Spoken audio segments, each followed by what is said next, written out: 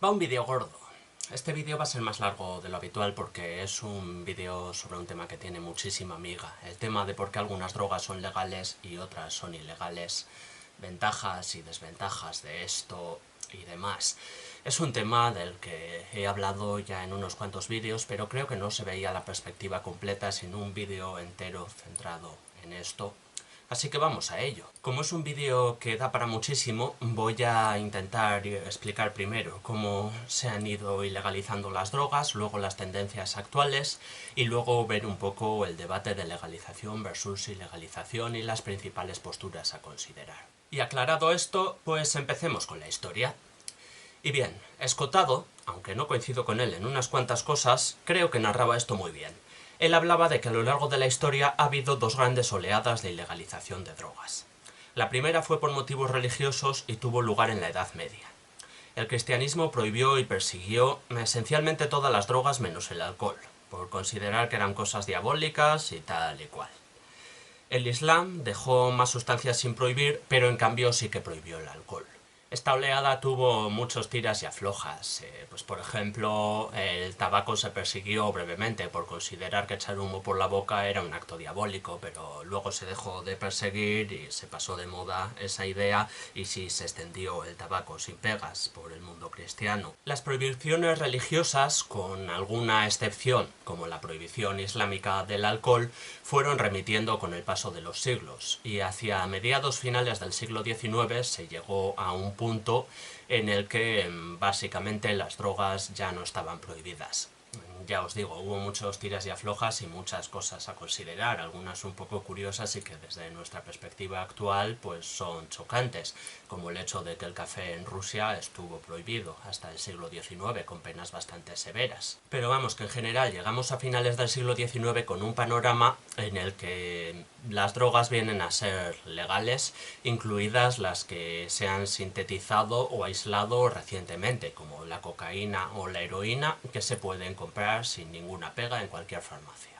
Había algunos problemas derivados de esto, pero bueno, luego entramos en eso. El caso es que se nos viene encima la segunda gran oleada de ilegalización de las drogas, que es la que nos interesa porque es en la que todavía estamos viviendo. En este caso, aunque también hubo un toquecito religioso, predominaron los argumentos sociosanitarios. En este caso, la idea de por qué se prohibían las drogas era que el Estado prohibía las drogas para protegernos, ¿no?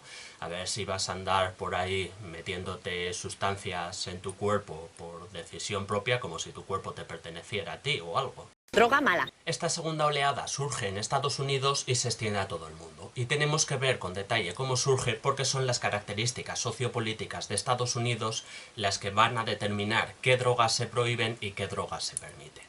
La principal forma de convencer a la población fue aprovechar los prejuicios racistas de la época. Para que la gente apoyase la ilegalización de algunas drogas hubo que poner mucho esfuerzo, mayormente a través de la prensa y a través de bulos como catedrales, para que la gente asociase el consumo de algunas drogas a gente que no fuera blanca. Marihuana, eso es de negros y sudamericanos. Cocaína, eso es de negros. Opio, eso es de chinos. La decisión de qué drogas serían ilegales y qué drogas no se basó principalmente en motivos racistas. Hay algunas figuras de la época que podemos destacar, como por ejemplo William Randolph Hearst.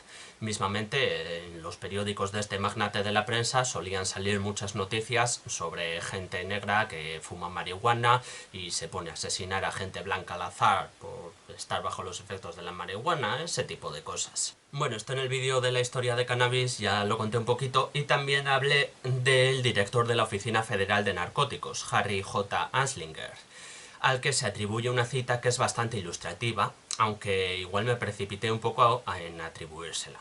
Lo cierto es que aunque esta cita sale en unos cuantos libros, parece que nadie ha conseguido encontrar la fuente original de donde sale esto, así que es posible que esta cita no sea literal. Sí hay citas bien verificadas, sin lugar a dudas, de Anslinger diciendo cosas muy parecidas, ligando la marihuana a la gente negra y ligando la marihuana a los músicos, sobre todo a los de jazz. Parece que tenía una obsesión con atacar a la gente negra y con atacar a los músicos de jazz, pero bueno, esta cita así tal cual no estoy seguro de que sea realmente cierta. En cualquier caso, fue un esfuerzo propagandístico enorme y ya os digo, lleno de todo tipo de truquitos y demás. La palabra marihuana mismamente parece que fue creada en esta época para convencer a la gente de prohibirla, porque mucha gente estaba familiarizada con los efectos del cannabis y no se podía creer que la gente por consumir cannabis se fuese a volver loca y fuese a ir apuñalando gente al azar o cosas por el estilo.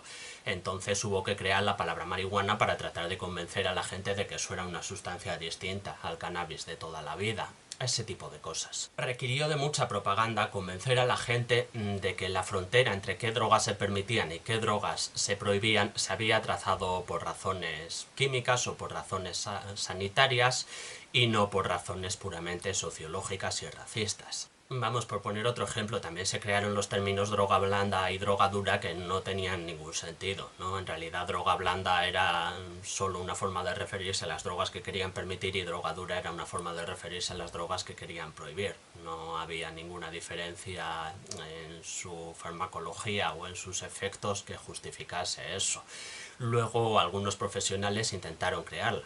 Intentaron crear alguna razón objetiva por la que una droga podría ser blanda o dura, pues por ejemplo que crease un síndrome de abstinencia físico, pero eso en realidad generaba más problemas, porque bajo ese criterio la cafeína o la nicotina serían drogas duras, mientras que la LSD o los hongos psilocibios serían drogas blandas, y claro, eso no interesaba mucho. Pero la propaganda funcionó y el tema coló y las drogas se fueron prohibiendo. En algunos estados ya desde finales del siglo XIX. Luego, por ejemplo, en 1909 se prohibió el opio a nivel federal de Estados Unidos, pero no del todo. En 1914 ya se prohibió con más ganas junto a la cocaína, además. La mayor parte de estas prohibiciones se dieron durante el gobierno de Woodrow Wilson, que fue presidente de Estados Unidos desde 1913 hasta 1921. No sé qué le pasaba a este hombre con las drogas, pero parecía obsesionado con prohibirlas todas. Lo del alcohol también fue con él, ¿eh? Pero bueno, luego vamos con el tema del alcohol. Primero veamos cómo se exportaban estas leyes. Estados Unidos llevaba intentando convencer a otros países de que le siguieran el rollo en esto de ilegalizar las drogas desde que patrocinó la primera Convención Internacional del Opio, que fue firmada en La Haya en 1912, pero solo un puñado de países prohibió el opio a raíz de esto. Fue el Tratado de Versalles el primer gran movimiento por parte de Estados Unidos para exportar con éxito la prohibición de drogas a otros países. Lo que puede chirriar un poco porque alguien podría llegar a pensar ¿qué coño estás diciendo si Estados Unidos ni siquiera firmó el Tratado de Versalles? No, pero Woodrow Wilson sí tenía intención de hacerlo. Ese mismo Woodrow Wilson obsesionado con prohibir todas las drogas, sí. Bajo el mandato de Wilson, Estados Unidos participó en la redacción del Tratado de Versalles e incluyó unas cuantas cláusulas para que todos los países firmantes empezaran a prohibir algunas drogas tal y como estaba haciendo Estados Unidos. Lo que cualquiera podría pensar que no viene muy a cuento en un tratado cuyo objetivo era poner fin a la Primera Guerra Mundial, pero bueno, ahí lo colaron como quien no quiere la cosa. Maravillosa jugada. Sin embargo, Wilson era del Partido Demócrata, y el Partido Republicano, que tenía mayoría en el Senado, se negó a firmar el Tratado de Versalles. Wilson confiaba en que el Partido Demócrata pudiese ganar las elecciones de 1920 y entonces ratificase el tratado, pero eso tampoco pasó. Le ganaron los republicanos y salió elegido Warren Harding. Y así es como Estados Unidos participó en la redacción del Tratado de Versalles, pero no figuró entre los países que lo ratificaron. Y así es como consiguió empezar a colar que su criterio para determinar qué drogas debían ser legales o ilegales en base a sus prejuicios racistas tenía el menor sentido. Mientras tanto, había otro tema aún más ambicioso moviéndose en Estados Unidos, la idea de prohibir una de las drogas más populares, el alcohol. La idea de prohibir el alcohol estaba impulsada principalmente por los sectores más conservadores y religiosos, pero también tenía mucho apoyo entre el movimiento feminista, que consideraba que el alcohol hacía que los hombres se pusieran más agresivos y maltrataran a sus esposas. Y también algunos líderes sindicales o intelectuales progresistas apoyaban esta prohibición porque consideraban que el alcohol producía pobreza y atraso entre los obreros. Y por cierto, también hubo cierto componente xenófobo que influyó en esto, sí. También había quien consideraba que el alcohol era más cosa de inmigrantes irlandeses o italianos que de estadounidenses respetables. No es racismo, porque los irlandeses y los italianos también eran blancos, pero bueno, también había algo de xenofobia ahí también. La resolución para prohibir la venta, transporte y fabricación de bebidas alcohólicas fue aprobada en 1917, aunque no entró en vigor como ley federal hasta 1919. Fue conocida como Ley Volstead por su principal impulsor, el senador Andrew Volstead, que declaró: «Los barrios bajos serán pronto cosa del pasado. Las cárceles y correccionales quedarán vacíos. Todos los hombres volverán a caminar erguidos. Sonreirán todas las mujeres y reirán todos los niños. Se cerraron para siempre las puertas del infierno». Creo que no va a pasar. La gente continuó bebiendo alcohol y la prohibición tuvo consecuencias negativas en unos cuantos aspectos.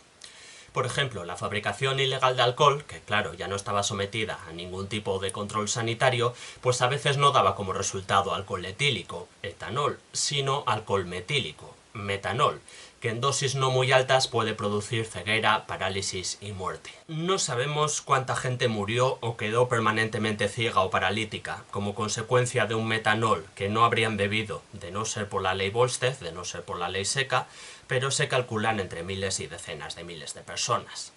Y luego está el tema del crimen organizado, que nació gracias a la posibilidad de contrabando ilegal de alcohol. Creo que no hace falta incidir mucho en esto porque ya hay suficientes pelis sobre Al Capone y esas cosas, pero unos cuantos cientos de muertes ya nos encontramos por esto, además de incontables palizas y otro tipo de agresiones. El número de delitos y de gente presa en cárceles federales se multiplicó. Bastante desastroso todo. También hubo alguna buena noticia aislada, no vamos a negarlo. Por ejemplo, es verdad que el número de muertes producidas por cirrosis se redujo en algo más del 10% como consecuencia de la prohibición del alcohol. Pero vamos, que parece que las consecuencias negativas superaban a las positivas. Y también, seguramente esto también influyó bastante. El dinero que no estaba recaudando el gobierno en impuestos sobre el alcohol, pues posiblemente también influyó y ayudó a que en 1933 se derogara la ley Volstead. Y me he centrado en Estados Unidos, pero países como Islandia, Noruega, Finlandia, Rusia, Canadá, Hungría o la Unión Soviética también prohibieron el alcohol en su momento, claro, por citar algunos en los que ya no se prohíbe, no estoy contando países islámicos, claro, y estas medidas siempre acabaron fracasando. Es curioso porque es un caso excepcional esto de decir, vale, ilegalizar el alcohol fue un error, la cagamos, la gente sufre más que cuando era legal. Porque, bueno, es básicamente lo que pasó con todas las demás drogas, pero en las demás no reconocieron el error, ni dieron marcha atrás. Claro, el alcohol sí tenía un apoyo social mayoritario que las demás drogas ilegalizadas no tenían. Entonces las demás drogas siguieron siendo ilegales y así fueron pasando los años. Mientras tanto iban surgiendo nuevas drogas que hasta entonces no existían y el gobierno las legalizaba o las ilegalizaba en función de quien consideraba que las consumía más. Vamos, ya no eran necesariamente por prejuicios racistas, pero sí por otra clase de prejuicios ideológicos o sociales. Quiero decir, pues por ejemplo, la LSD, pues eso es de hippies, se prohíbe. Las benzodiazepinas, pues eso es de gente respetable, eso sí se puede vender con receta, sí. Las anfetaminas, pues eso se mantiene legal mientras sea de gente respetable y cuando dejó de serlo, pues ya se prohibió. Eso no significa que no volvieran a usarse criterios racistas, Por ejemplo, probablemente la prohibición de los hongos psilocibios tuvo mucho que ver con racismo hacia la gente indígena americana, aunque también es posible que fuera otro ataque a los hippies o una combinación de las dos cosas, quién sabe. Y entonces llegaron los otros dos grandes eventos después del Tratado de Versalles en los que Estados Unidos consiguió exportar a todo el resto del mundo sus políticas sobre drogas. La Convención Única sobre Estupefacientes de la ONU de 1961 y el Convenio sobre Sustancias Psicotrópicas de la ONU de 1971. Décadas después del Tratado de Versalles, estos dos momentos ya sí que fueron su triunfo definitivo. Incluso los países del bloque soviético, enfrentados a Estados Unidos, acabaron aceptando sus términos y decidiendo qué drogas debían ser legales y qué drogas debían ser ilegales, siguiendo un criterio basado en los prejuicios predominantes en Estados Unidos a principios del siglo. O sea, es que en verdad es bastante lamentable, ¿no? Tenemos todos esos países africanos en los que la población y los gobernantes son gente negra, pero la cocaína está prohibida porque en Estados Unidos decían que la cocaína la consumía la gente negra y les daba asco la gente negra. Tenemos todos esos países sudamericanos en los que la población y los gobernantes son gente sudamericana, pero la marihuana está prohibida porque en Estados Unidos decían que la marihuana la consumía gente sudamericana y la gente sudamericana les daba asco. Es que es haber exportado los prejuicios racistas de Estados Unidos a todo el mundo y aceptarlos como si fueran un criterio lógico, así tal cual. Luego también a raíz de la Convención de 1971 pues se creó un sistema de 4 listas para agrupar las drogas, en función de si tienen utilidad médica y tal, bueno, en función de si supuestamente la tienen. Porque sustancias que estaba clarísimo que sí tenían aplicaciones médicas interesantes o prometedoras fueron incluidas en las listas que decían que no las tenían.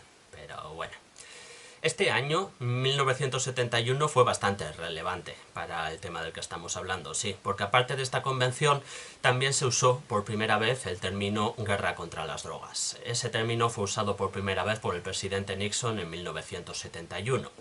Básicamente significa aumentar aún más los esfuerzos, los medios y la represión para perseguir las drogas. Así que, bueno, empeoró aún más la situación, aunque yo personalmente creo que tampoco se puede definir como un antes y un después, ¿no? Porque en verdad, en cierto sentido, pues la guerra contra las drogas ya existía desde finales del siglo XIX o desde principios del XX. No empezó a existir en 1971. Pero bueno, Nixon sí fue el primero en usar este término y John Ehrlichman, asesor de Nixon, al que se puede atribuir mucha responsabilidad en la guerra contra las drogas, aparentemente también tiene una cita aún más explícita que la de Anslinger de antes. La administración de Nixon tenía 2 enemigos, la izquierda que estaba contra la guerra y los negros. Sabíamos que no podíamos hacer ilegal el estar contra la guerra o a los negros, pero al lograr que el público asociara a los hippies con la marihuana y a los negros con la heroína y luego criminalizar ambas cosas con fuerza, podríamos separar esas comunidades. Podríamos arrestar a sus líderes, hacer redadas en sus hogares, desmantelar sus reuniones y antagonizarlos noche tras noche en las noticias. ¿Que si sabíamos que estábamos mintiendo sobre las drogas? Claro que sí. Pero atribuirle esa cita es un poco dudoso. Lo hizo el periodista Dan Baum en un artículo de 2016, afirmando que Ehrlichman le había dicho aquello cuando lo entrevistó para un libro en 1994, pero que en ese momento no quiso poner aquella cita porque le pareció que no encajaba bien, así que solo lo hizo 22 años después, cuando Ehrlichman ya estaba muerto. La verdad es que parece poco probable una confesión tan explícita por parte de Ehrlichman, ¿no? O sea, igual que con la cita de Anslinger y de antes, pues yo dudo que sea cierta como tal, sí. No tengo claro que Ehrlichman pudiera decir eso así de forma tan despreocupada. A ver, que no lo dijera no quiere decir que no lo pensara. También os digo, lo mismo que con Anslinger, o sea, desde luego efectivamente la guerra contra las drogas sirvió para atacar a la izquierda pacifista y sirvió para atacar a la gente negra, así que aunque no lo dijera a mí me parece muy probable que lo pensara, pero vamos, que no tengo yo nada claro que llegara a decir eso. Pero bueno, durante el gobierno de Nixon fue cuando nació esta expresión, aunque igual se usó más durante el gobierno de Reagan. Yo diría que la expresión de guerra contra las drogas en realidad se puede asociar más al gobierno de Reagan que a Nixon. Es hasta más propia de ese gobierno. Y luego otro granito fue con el presidente Bush padre, cuando Estados Unidos invadió Panamá usando como excusa principal la acusación hacia el general Manuel Noriega de delitos de narcotráfico. Esto creo que es un extremo que, hostia, impacta, ¿no? O sea, la idea de que puedas invadir un país extranjero con el tráfico de drogas como excusa. Y mira que Estados Unidos llevaba muchas décadas imponiendo sus políticas sobre drogas a todo el mundo. Pero, desde luego, lo de colarlas en el Tratado de Versalles o en las convenciones de la ONU, pues era una forma menos violenta de hacerlo que esta. Y por supuesto, mientras la guerra contra las drogas se recrudecía, la situación empeoraba cada vez más y más. O sea, cada vez más muertes, cada vez más adicciones, cada vez más problemas causados por las drogas que se habían ilegalizado. La cocaína y la heroína causaron y causan muchísimo más daño siendo ilegales que cuando se vendían tranquilamente en farmacias. Durante los años 80 y 90 hubo auténticas epidemias de drogas que cuando eran legales no habían producido ni de coña tantos daños como cuando se prohibieron. Así que mientras tanto en los años 80 surgían las ideas de la filosofía de reducción de daños, ¿no? Y el decir, hey, esto no está funcionando, igual deberíamos cambiar un poco el enfoque. Y sí, resultó que repartir jeringuillas limpias a la gente que se chutaba heroína era más eficaz para salvarles la vida que perseguirlos y encarcelarlos. ¿Quién iba a pensarlo, eh? Entonces el paradigma fue cambiando un poco, y organismos que antes eran el máximo exponente del prohibicionismo y de la persecución más exagerada contra las drogas se vieron obligadas a cambiar un poco su punto de vista, ¿no? O sea, por ejemplo, la ONU pues empezó a rendirse a la evidencia y a reconocer que se habían pasado un poco y quizá perseguir a la gente que consumía drogas como se estaba haciendo no funcionaba muy bien. Bueno, hace años que lo viene diciendo en informes y en material, pero la primera resolución de la ONU hablando de reducción de daños, de hecho se ha aprobado este 2024, pese al voto en contra de Rusia y China. Y para que esto pasara tuvo que ser Estados Unidos quien hasta cierto punto reconociera que la había cagado con su enfoque, con el secretario de Estado explicando que por primera vez estaban destinando más recursos a prevenir la demanda que la oferta. Antes de eso ya existían grupos y proyectos de cierto alcance, pues por ejemplo en 2011 la Comisión Global de Política sobre Drogas declaró: la guerra mundial contra las drogas ha fracasado con consecuencias devastadoras para las personas y las sociedades de todo el mundo. ¿Y por qué hay cada vez más gente que piensa eso? Pues, joder, es que solo hay que echar un vistazo, ¿no? Nah, en serio, el tema es que parece que ilegalizar las drogas y perseguirlas no ha servido para que la gente deje de consumirlas, pero sí ha servido para que la gente sufra más y muera más. Que se supone que es lo que se intentaba evitar. Y esto se produce por diversos mecanismos. Uno, por ejemplo, es cómo ilegalizar las drogas ha hecho que cambie la percepción sobre ellas y por tanto la tendencia a abusar de ellas. En su momento, cuando la heroína era legal, incluso a los niños se les daba una cucharadita de jarabe de heroína cuando cogían un catarro y todo el mundo tan contento. Que es lo curioso, ¿eh? No penséis que esto daba muchos problemas sociales. Los niños no se volvían adictos a la heroína porque la heroína solo se percibía como una medicina que tomar cuando uno tenía catarro. No se percibía como algo de lo que abusar y volverse adicto. Luego está el tema de los cortes y adulteraciones del mercado negro. En las sustancias legales tienes una etiqueta que te dicen lo que hay. Han pasado controles sanitarios. Con las drogas ilegales no. Y si están adulteradas con una sustancia más peligrosa que la propia droga que se busca consumir, porque creo que el fentanilo es buen ejemplo de esto, ¿no? El fentanilo suele matar por sorpresa. Suele matar porque se compra otra droga que está adulterada con fentanilo sin que la gente lo sepa. Entonces con drogas legales no tendríamos esa clase de problemas, aunque sí podríamos tener otros. Otro de los puntos principales es la opción de pedir ayuda. Cuando las drogas están muy perseguidas, pues la gente que las consume tiene que excluirse de la sociedad, tiene que apartarse para consumirlas, y esto dificulta mucho que pueda pedir ayuda en todos los aspectos. En cambio, cuando las drogas no están muy perseguidas, pues una persona que tiene problemas con ellas puede atreverse más fácilmente a acudir a los servicios sanitarios y a pedir un tratamiento de desintoxicación, o puede atreverse a llamar a una ambulancia si ella o la persona que tiene al lado está sufriendo una sobredosis. Es algo que funciona tanto a nivel legal como social, por cierto. O sea, es que intuitivamente puede parecer lo contrario, pero en verdad es la hostia que una persona pueda meterse una raya delante de gente que no consume sin que le miren mal. Es la hostia tener colegas que no consumen pero que tampoco te juzguen. Porque cuando la gente que no consume juzga la que sí, lo que suele pasar no es que la gente que consume diga: oh, me hacen sentir mal, no volveré a probar las drogas. Lo que suele pasar es que la gente que consume deja de juntarse con la gente que le juzga y empieza a juntarse solo con gente que también consume, y entra en una dinámica en la que todo su entorno se basa en el consumo de drogas y las posibilidades de sufrir una adicción se multiplican. La verdad es que en ese sentido la gente antidrogas tiende a empeorar bastante los problemas que causan las drogas, aunque su intención sea la contraria. Y también hay otro tema gordo que se deriva de la ilegalización, el de la violencia ligada a las drogas.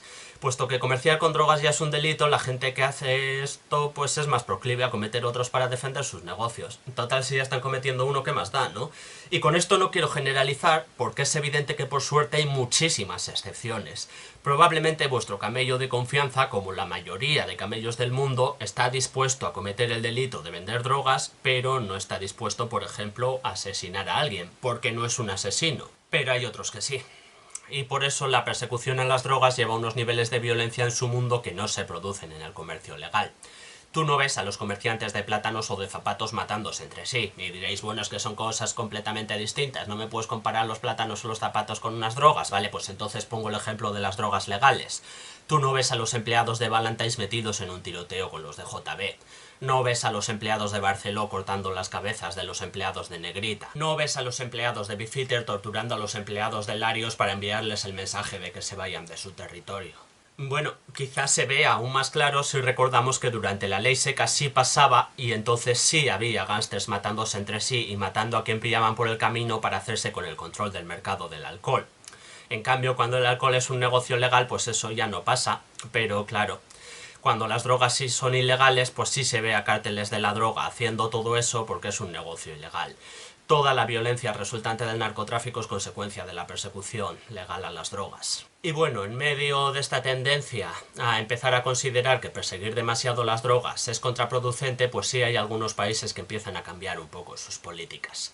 Legalizar no. Legalizar todas las drogas no hay ningún país que se lo plantee, pero despenalizarlas sí. Significa que poseer o consumir drogas de por sí no está en el Código Penal y por tanto no puede caerte una pena de prisión por ello. Sin embargo, no significa que no pueda caerte una multa. Por ejemplo, la posesión de drogas en vía pública sí es sancionable. Y si vas con una cantidad cualquiera de drogas ilegales por la vía pública, no te podrán meter en la cárcel, pero sí te podrán sancionar con una multa. Hay 22 países que han despenalizado la posesión de drogas para consumo propio. Se trata de Alemania, Argentina, Armenia, Chile, Colombia, Costa Rica, Croacia, Eslovenia, España, Estonia, Italia, Kirguistán, México, Países Bajos, Paraguay, Perú, Polonia, Portugal, República Checa, Rusia, Suiza y Uruguay. Además hay otros 2 territorios en 2 países. En Australia solo se han despenalizado en territorio de la capital y en Canadá solo en Columbia Británica. O sea, solo una pequeña provincia en cada uno de esos 2 países. Hasta hace poco también estaba en Estados Unidos el estado de Oregón, pero se ha dado marcha atrás porque los políticos insistieron en que despenalizar las drogas había aumentado la sobredosis. Por lo que sea, se les olvidó mirar que las sobredosis no habían aumentado más en Oregón que en los estados con las leyes sobre drogas más severas, pero bueno. Ahora, en todos esos países que han despenalizado las drogas, el tráfico de drogas sí sigue siendo un delito penal y además tener cierta cantidad de drogas hace que siempre sea considerado tráfico, aunque no haya evidencias de tráfico. Lo que a mí me parece que viola un poco el principio de presunción de inocencia, pero bueno, en todos esos países, si tienes más de X cantidad de droga, se asume automáticamente que eso no puede ser para consumo propio y que por tanto estás cometiendo un delito de tráfico, aunque no te hayan visto ni tengan el menor indicio de que se la estés vendiendo o regalando a nadie. Vamos, que en cualquier país del mundo por tener X cantidad de drogas sí puedes ir a la cárcel, y la cantidad de droga que se considera delito penal varía en cada país de esa lista, y de hecho hay 3 países, 3 de los países de la lista que he mencionado antes, que a mí me parece que no deberían contar como países en los que se ha despenalizado la posesión de drogas. Se trata de México, Kirguistán y Rusia.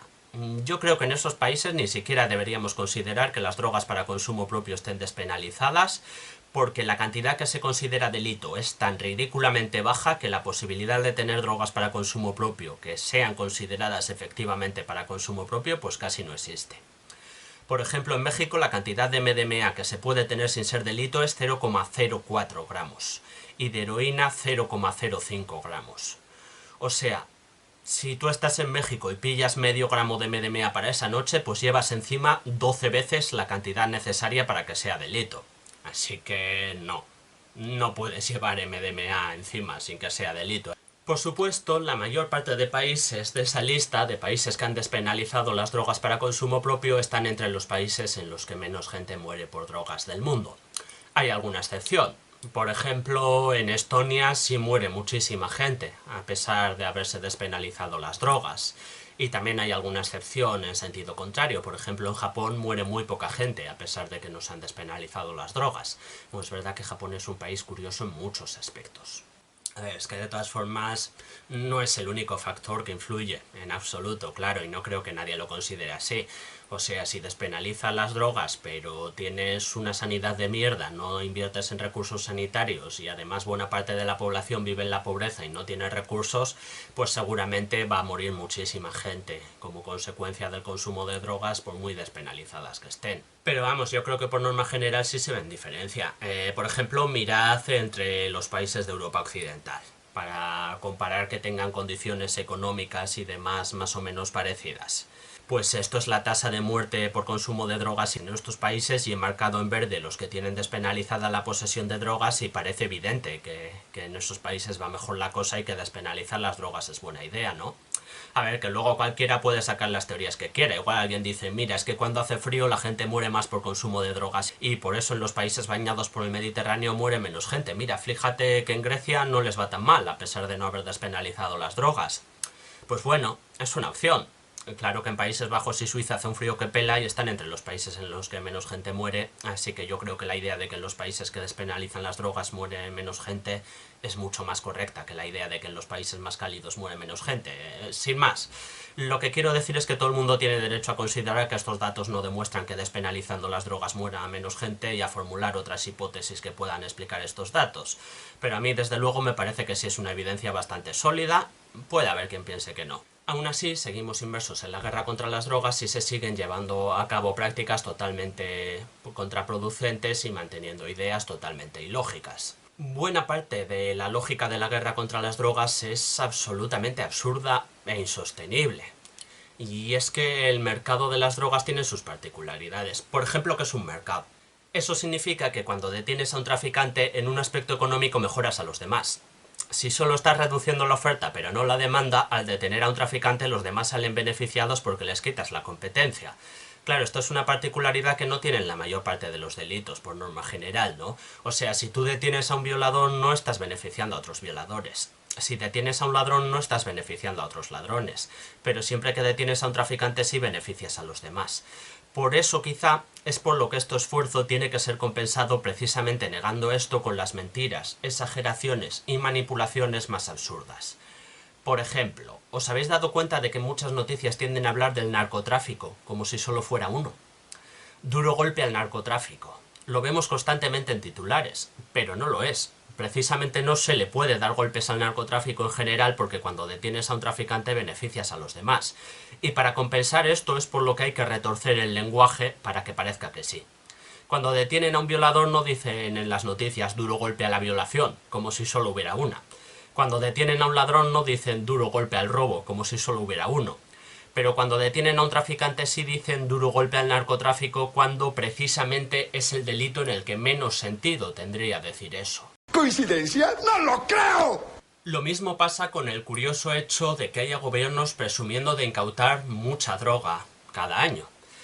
Esto es que es como si quisieran crear un mundo paralelo en el que presumir de esto tiene algún sentido cuando no tiene ninguna lógica desde ninguna perspectiva posible, quiero decir. Incluso desde la lógica de la persecución y de querer erradicar las drogas, algo así no tendría sentido, ¿no? O sea, ¿os imagináis a un gobierno presumiendo de haber detenido a más asesinos ese año que nunca? A nadie se le ocurriría, porque desde la lógica policial incluso se supone que lo deseable es que no haya asesinatos, no que se detenga más asesinos cada vez. Entonces, desde la perspectiva de querer erradicar las drogas, pues se supone que lo deseable sería que no hubiera drogas, no que cada vez se incauten más. Es que no tiene ningún puto sentido, desde ninguna lógica, presumir de incautar muchas drogas, pero aún así se hace. La lógica de la guerra contra las drogas es tan ridícula que de verdad parece que es como si fuera un mundo paralelo o algo, en serio. Pero el tema principal es que perseguir las drogas solo sirve para reducir la oferta, pero no la demanda. Y si se reduce la oferta pero no la demanda, pues lo único que se consigue es que los precios aumenten y por tanto los narcotraficantes se hagan mucho más ricos. Y además los consumidores se vean en una situación cada vez peor porque les supone mucho dinero mantener su adicción, lo que les hace ser empujados a la pobreza, lo que hace que sea más probable que cometan delitos, que cometan robos o hurtos para mantener su adicción, vamos. Consecuencias bastante negativas, creo yo. Y sí, se llenan las cárceles de gente que trafica con drogas, se llenan las cárceles de gente que roba para mantener su adicción a las drogas, se llenan las cárceles de una forma que no tendrían por qué llenarse y que yo creo que solo causa más daño a todo el mundo, excepto quizá a las compañías que se encargan de construir prisiones y a quienes viven de eso, vamos, eso sí tienen montado un buen chiringuito gracias a la guerra contra las drogas, sí, hay gente que se está forrando con eso, desde luego. Así que la cosa sigue estando jodida. Luego también hay países, todavía sigue habiendo países en los que te pueden encarcelar por llevar encima una cantidad microscópica de droga. O sea, ya no hablo solo de llevar droga para consumo propio, que de por sí es una salvajada, sino una cantidad muy inferior a la que sería una sola dosis. O sea, una cantidad que no produce ni efectos, que ya es algo que, hostia, no sé, no me entra en la cabeza. Luego también esto da una facilidad asombrosa para montajes policiales y demás. O sea, si solo llevar droga encima ya es delito y la palabra de un policía vale más que la tuya, pues básicamente cualquier policía al que le salga de los cojones que quiere que vayas a acabar en la cárcel aunque no hayas hecho nada, pues tiene una facilidad asombrosa para hacerlo. Claro que esto también pasa con otras cosas, no solo con la posesión de drogas, pero bueno. Así que problemas hay unos cuantos, desde luego, y hay todo un debate aquí. ¿Y qué podemos hacer? Pues bueno, yo, por ejemplo, no tengo una posición clara. También, a veces la peña, como suelo hablar de drogas, como está clarísimo que nunca miro mal a nadie ni juzgo a nadie por consumir drogas, y como suelo hablar de lo contraproducente que ha sido la guerra contra las drogas y del muchísimo daño que ha causado, pues la peña suele asumir que estoy completamente a favor de la legalización y tal, pero ¿qué va? Si en realidad yo no tengo clara mi postura, no sé qué sería lo ideal. Eso sí, me parece crucial una despenalización de las drogas lo antes posible y a una escala mayor de la que se ha hecho. No solo despenalizar el consumo propio, como se ha hecho ya en unos cuantos países, sino despenalizar también el microtráfico. Porque es brutalmente desproporcionado, o sea, es que incluso si por razones de salud pública se desea que el tráfico de drogas sea ilegal, hay muchos términos medios. Por ejemplo, podría castigarse con la incautación y destrucción de las drogas y con una multa. Eso al menos no sería la locura que es meter en la cárcel a alguien por trapichear, es que es ridículo. O sea, por ejemplo, yo, un adulto que conoce los riesgos de la cocaína, quiero consumir cocaína porque considero que esos riesgos me compensan para una noche de vez en cuando. Así que voy a donde un tío muy simpático a que me venda medio gramo que yo le quiero comprar y si le pillan puede ingresar en prisión, joder.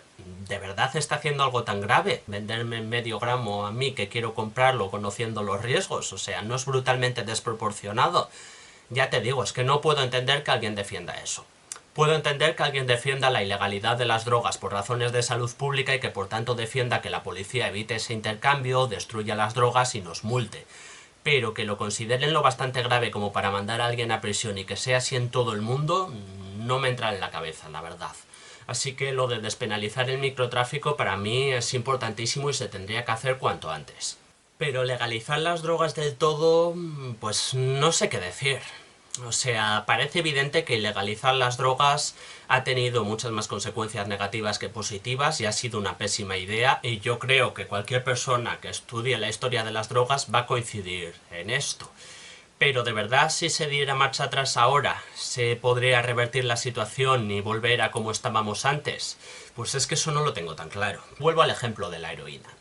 Cuando era legal apenas causaba problemas porque era vista como una medicina y la gente la consumía de una forma muy segura. Solo tomaba una cucharadita de jarabe cuando estaba acatarrao y cuando lo necesitaba.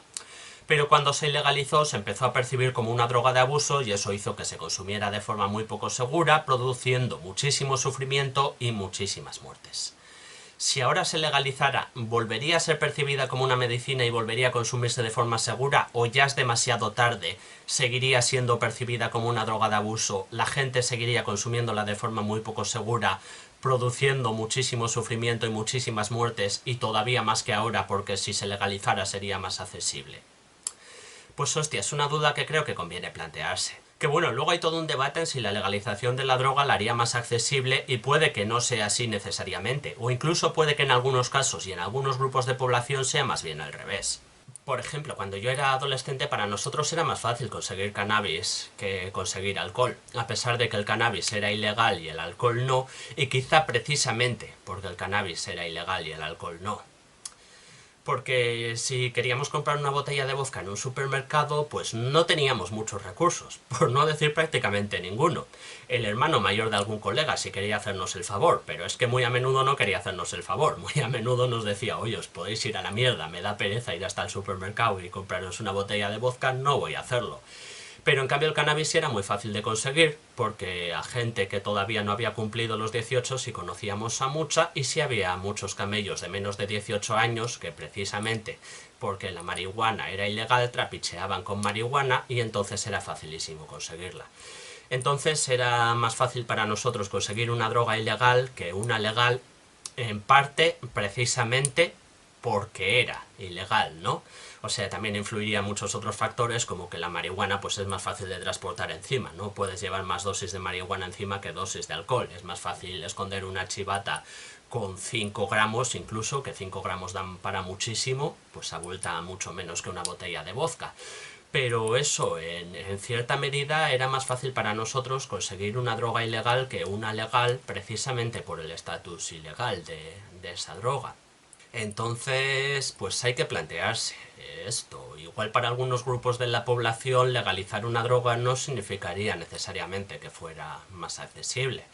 Pero bueno, sobre todo para algunas drogas menos frecuentes que el cannabis y tal, y para la población en general, pues seguramente legalizar las drogas sí las haría más accesibles, sí. Y claro, entonces legalizar las drogas podría hacer que se consumieran más, y esto hay que evaluarlo a la luz de los daños que producen. Y es que el alcohol y el tabaco son legales y aún así producen más muertes que cualquier otra sustancia. Entonces, ¿hasta qué punto influye esto? Pues a ver, es difícil saberlo porque por allá por finales del siglo XIX, cuando todas las drogas eran legales, también el alcohol y el tabaco eran las que más mataban. Entonces igual no es del todo exacto decir que matan más porque sean legales. Matan más porque son las más consumidas, ¿no? De entre las que se consumen en cantidades lo bastante grandes para producir muertes, porque la cafeína, por ejemplo, también se consume muchísimo, también es legal, pero se consume de una forma que no suele producir muertes, claro. También las particularidades de cada sustancia, cada vía de consumo y patrón de consumo influyen mucho. Entonces, eso quiero decir, el alcohol y el tabaco son legales y son las que más matan, pero ¿son las que más matan porque son legales o simplemente es así porque siempre han sido las más consumidas? Si el mismo porcentaje de la población que ha probado alguna vez el alcohol hubiera probado alguna vez la LSD, pues parece obvio que el alcohol seguiría produciendo muchas más muertes que la LSD. Pero igual si el mismo porcentaje de la población que ha probado alguna vez el alcohol hubiera probado alguna vez la metanfetamina, pues tendríamos a la metanfetamina produciendo muchas más muertes que el alcohol. También parece probable. Y entonces es eso la duda. ¿Legalizar podría hacer que pasara esto? ¿Legalizar podría hacer que una droga se normalizara y se consumiera más y eso tuviera peores consecuencias? Pues es que no lo sé. Otro ejemplo más que se me ocurre. El pegamento. El pegamento y otros inhalantes son legales y son las drogas más accesibles que hay. O sea, porque de hecho no es solo que sean legales, sino que también son las más baratas y también se venden a menores de edad. Entonces realmente son las drogas más fáciles de conseguir. Pero claro, es que snifar pegamento es una mierda de cuidado, porque tiene efectos realmente devastadores para la salud y eso a cambio de unos efectos no muy placenteros. O sea, el colocón que produce el pegamento es una mierda. Entonces, snifar pegamento es destrozarse la salud y hacerse un daño terrible en el cuerpo a cambio de un colocón bastante flojito, muy poco placentero. Entonces, claro, es normal que la gente no consuma pegamento, ¿no? Esa es la razón por la que no está todo el mundo snifando pegamento, a pesar de lo accesible que es. Pero bueno, a su vez es algo que debemos considerar. Es una evidencia más de que el hecho de que una droga sea legal y sea muy accesible no necesariamente va a hacer que la consuma más gente. Pero bueno, claro, eso es que la particularidad del pegamento es que es muy poco atractivo como droga. Igual si se legalizara una droga que sea un poco más atractiva, pues sí llevaría eso, sí llevaría la legalización a que aumentara su consumo y sí tendría consecuencias negativas. Y por eso yo creo que es difícil encontrar respuestas definitivas. Hay tantos factores a tener en cuenta y tantos supuestos que no sabemos cómo saldrían, que por eso yo no tengo una postura clara sobre la legalización de las drogas, aunque sí creo que sería importantísimo y muy beneficioso despenalizar el microtráfico cuanto antes. Y esto vendría a ser el vídeo. Espero que os haya gustado, espero que sirva para desmentir algunos tópicos y para hacer más claras algunas posiciones y que así la calidad del debate aumente un poquito, porque joder, la verdad es que a veces se ven algunos debates sobre legalizar o mantener prohibidas las drogas donde la gente dice unas chorradas de cuidado. Espero que este vídeo sirva para entender un poco mejor cómo va la situación y ya nos vemos en otro. Si os apetece, claro. Si no os apetece, pues nada.